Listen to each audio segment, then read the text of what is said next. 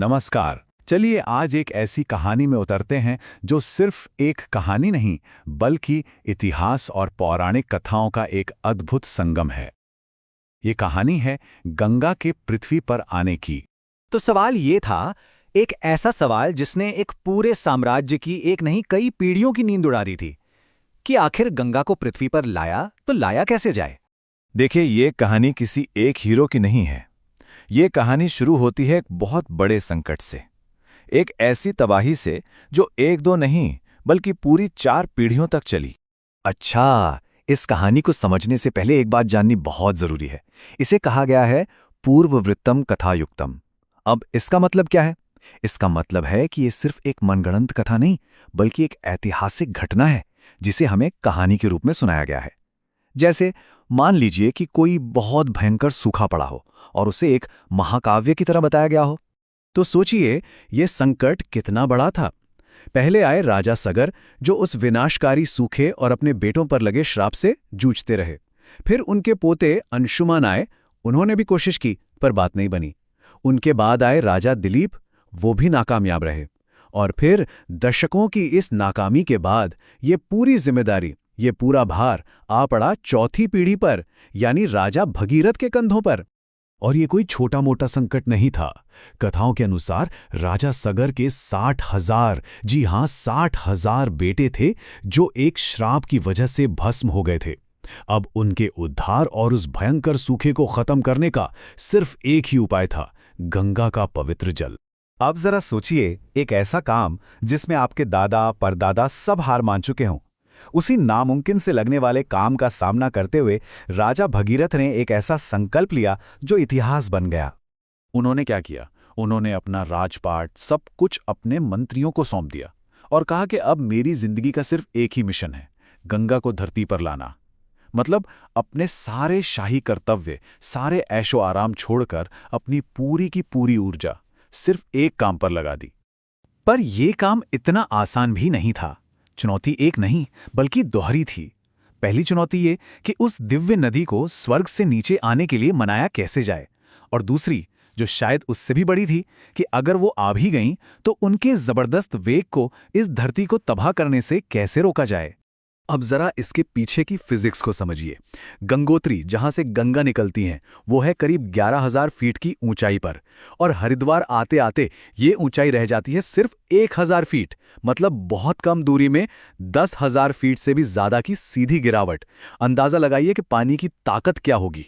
और इसी भयानक खतरे को हमारे पुराने ग्रंथों ने बस एक लाइन में बता दिया, गंगाया पतनम पृथ्वी न सहिष्यति। मतलब पृथ्वी गंगा के इस वेग को, इस प्रहार को सह ही नहीं पाएगी, धरती फट जाएगी। तो कहानी में इसका हल क्या निकला? कहानी कहती है कि भगवान शिव ने गंगा को अपनी जटाओं में रोक लिया। अब देखिए, ये सिर्फ एक धार्मिक बात नहीं है, ये एक शानदार प्रतीक है इस बात का कि नदी के उस पहले सबसे विनाशकारी वेग को सोखने के लिए, उसे कंट्रोल करने के लिए कितना जबरदस्त प्रयास किया गया होगा। तो इसका मतलब ये सिर्फ कोई दिव्य चमत्कार नहीं था, इसके पीछे था इंसानी प्रयास, एक ऐसा कमाल का एफर्ट जिसे आज की भाषा में हम एक शानदार सिविल इंजीनियरिंग प्रोजेक्ट कह सकते हैं। तो भगीरथ ने सिर्फ प्रार्थना ही नहीं की, उन्होंने एक पूरा प्लान बनाया। पहला कदम, घोर तपस्या, मतलब एक तरह से प्रोजेक्ट के लिए मंजूरी हासिल करना। दूसरा कदम, शिव का हस्तक्षेप, यानी नदी के शुरुआती इम्पैक्ट को मैनेज करना। फिर तीसरा, सबसे जरूरी कदम, धाराओं का विभाजन। उन्होंने नदी को छोटी छोटी धाराओं में, चैनल्स में बांटा, शायद बांध बनाए होंगे ताकि बहाव कंट्रोल में रहे। फिर जब एक जगह पानी गायब सा हो गया तो जाहुनु ऋषि ने एक जरूरी सुझाव दिया, मतलब कोर्स करेक्शन किया गया। और आखिर में 5वां कदम, समुद्र तक मार्गदर्शन। भगीरथ खुद आगे आगे चलकर नदी को रास्ता दिखाते हुए समुद्र तक ले गए।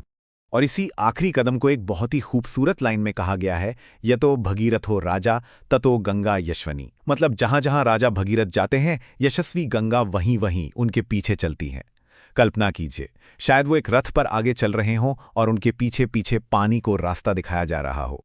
और फिर पीढ़ियों के इस महाप्रयास के बाद आखिरकार वो दिन आया। नदी धरती पर आई और उसने सूखी जमीन और वहां के लोगों की जिंदगी को हमेशा हमेशा के लिए बदल दिया। और इसी वजह से गंगा के इतने सारे नाम पड़े और हर नाम के पीछे एक कहानी है। भागीरथी कहलाईं क्योंकि भगीरथ उन्हें लाए थे। जाह्नवी कहलाईं ऋषि जानू के सम्मान में, जिन्होंने उनका रास्ता ठीक किया था। लोगों ने उन्हें माँ गंगा कहा क्योंकि उन्होंने सूखी धरती को फिर से जीवन दिया था। और पापनाशिनी तो वो कहलाई ही क्योंकि उन्होंने सगर के उन 60,000 पुत्रों की आत्माओं को मुक्ति दी थी। ये कोशिश इतनी बड़ी थी, इतनी असाधारण थी कि भगीरथ का नाम ही हमारी भाषा का हिस्सा बन गया। आज भी जब कोई बहुत बड़ा नामुमकिन सा लगने वाला काम करता है तो हम क्या कहते हैं? हम कहते हैं ये तो भगीरथ प्रयास है। और एक और दिलचस्प बात, पुराने ग्रंथों में लिखा है कि तब भी यह नदी जीवन से भरी थी। इसमें मछलियां थीं, कछुए थे और वही शिशुमार यानी डॉल्फिन्स थीं जो हमें आज भी गंगा में दिखती हैं। सोचिए, हजारों सालों से ये इकोसिस्टम चला आ रहा है। कहते हैं ये कथा सुनाते सुनाते आधी रात हो गई। और ये बात हमें एक चीज याद दिलाती है, कुछ बातें कभी नहीं बदलती।